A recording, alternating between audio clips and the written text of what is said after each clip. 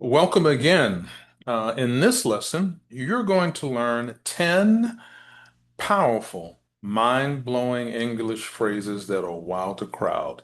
They're going to help you sound more natural, more confident, and engaging in any situation. These expressions are common in business meetings, presentations, and everyday conversations. As we go through each phrase, focus on three things: the meaning, when to use it, how it feels in real life situations. Then try to imagine yourself using each one at work or with friends or in social settings. By the end, you'll have new tools to make your English more colorful, memorable, and impressive. Alrighty? So master these expressions to boost confidence and engagement in any setting. Alrighty, let's get started. First up, bite off more than you can chew. So what does it mean? It means that you're taking on more work or responsibility than you can realistically handle, right? Why use it? You set boundaries professionally. It shows self-awareness, avoids sounding negative. I think I'm biting off more than I can chew with this project. Right? I'd love to help, but I don't want to bite off more than I can chew this month. It's a very polite way to set boundaries without sounding lazy or negative. And in business, this helps to manage expectations and protect your time. In daily life, it shows that you understand your limits and are making smart choices. Cost an arm and a leg. This laptop costs an arm and a leg, but I really needed it for work. That restaurant looks great, but it probably costs an arm and a leg. Right? This describes something very expensive, but it adds a little bit of humor and emotion instead of simply saying it's expensive. Right? So, in other words, yes, something is extremely expensive, but in a fun and dramatic way. And so, what you want to do with this is you want to use it in examples that are common in everyday and in business, but that really get the point home for something that someone can immediately identify. Another example could be that new phone costs an arm and a leg. Right? It adds emotion and personality to your English. Another one might be in business. The software is great, but it costs an arm and a leg, so we need to check the budget. Right? So remember, costs an arm and a leg. Next is beat around the bush. What it means. Avoid saying something directly, giving too many details instead of the main point. When to use it. Encourage clear, direct communication in business meetings. That's when you use it. We don't have much time, so let's not beat around the bush. What's the main issue here? So, beating around the bush often happens in difficult conversations, like giving feedback or discussing problems. For example, don't beat around the bush. Just tell me what the client said. Right? And in professional settings, this phrase is useful when you want more direct answers. It also helps you reflect on your own communication. Are you being clear or are you beating around the bush? So if you like what you're hearing so far, please give us a like. Thank you. Next up, we want to cut to the chase. So, cut to the chase, what does it mean? Well, it could mean skip the details, get straight to the most important part, focus on action, shows your valuable time or that you value time. And clarity. You sound decisive, makes you appear focused and professional. So, cut to the chase is actually the opposite of beating around the bush. It means skipping the extra details, getting straight to the point. And in a meeting, you might say, we're short on time. Let's cut to the chase. What decision do we need to make today? This phrase is especially powerful in business, where time is limited and people appreciate clarity. It will make you sound more focused, organized, and professional. Now, the origin, just a little interesting fact, is from old movies where the most exciting part was the chase scene. So another one, think outside the box. In other words, be creative and innovative.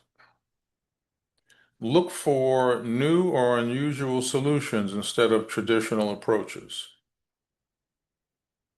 Perfect for business innovation, marketing campaigns, academic projects, or collaborative problem solving. No idea is too crazy right now. Let's think outside the box. So, when you think outside the box, you're looking for new, unusual, or original solutions instead of doing things the same old way. For example, our sales are flat, so we need to think outside the box with our marketing strategy. This is a perfect phrase for brainstorming sessions, problem-solving meetings, and academic projects.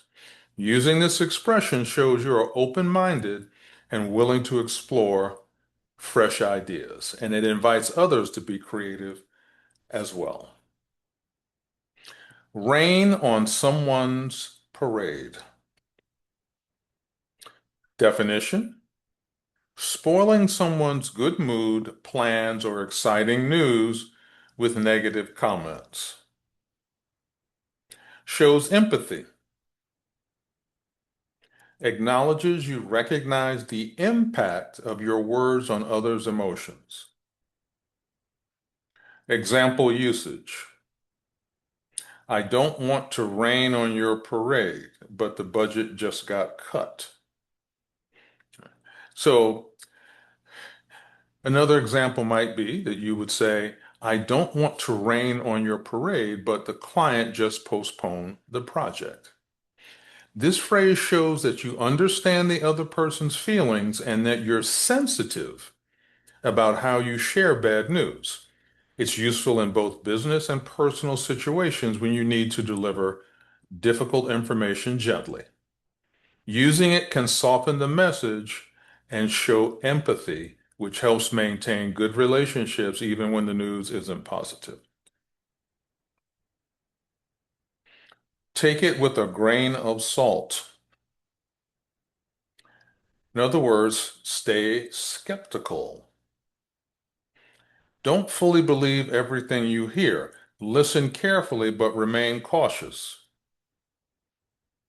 Sound thoughtful. Shows critical thinking in today's world of constant information. Business smart. Let's take those numbers with a grain of salt until we see the final report. So you really want to use this one in the proper situation, right? And when you have to be a little skeptical, that's the proper situation. For example, I saw the report online, but I'll take it with a grain of salt until I see official numbers. This phrase is very helpful in today's world of social media, rumors, and fast information or information that appears, it's coming fast, that appears to be accurate. So in business, it shows that you think critically and don't accept everything at face value. It's a very polite way to say, maybe this is true, maybe not. Let's be careful. Hit the nail on the head. To describe something accurately, say exactly what the real issue is, identify the problem precisely. When she mentioned our slow response time, she hit the nail on the head. You hit the nail on the head when you said, I'm tired, not angry. This is perfect for business discussions, feedback sessions, and problem-solving conversations. Right? So another example would be when she said our main problem is slow communication, she hit the nail on the head. Right? Now, the beautiful thing about this phrase is that it shows respect for clear thinking and good analysis. Using it tells others that you recognize honesty and precision, which can build trust, encourage more direct, effective conversations at work and in daily life. Now, the ball is in your court. You complete your part. You finish your work and share all details. Responsibility then shifts. Action moves to the other person.